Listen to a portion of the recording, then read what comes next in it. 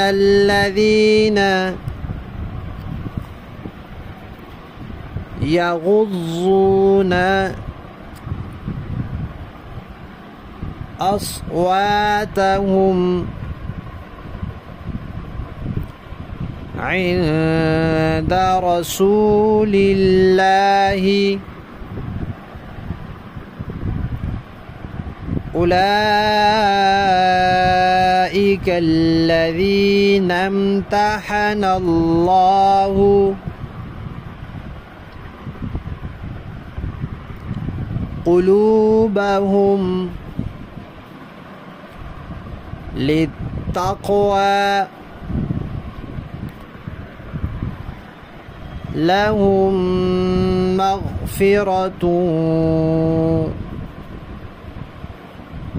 وأجر عظيم.